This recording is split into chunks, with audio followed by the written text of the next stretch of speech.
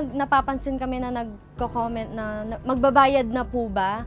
Or magda-down payment na po ba para makapag-mine?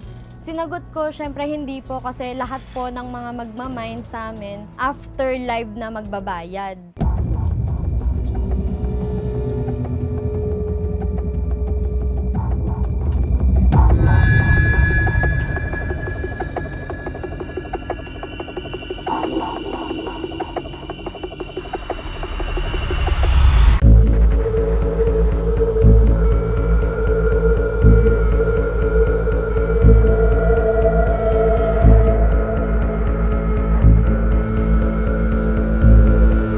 Mas maraming nagtatry mang-scam sa panahon ng Pasko. Kaya dapat doble ingat tayo dahil magpapasko.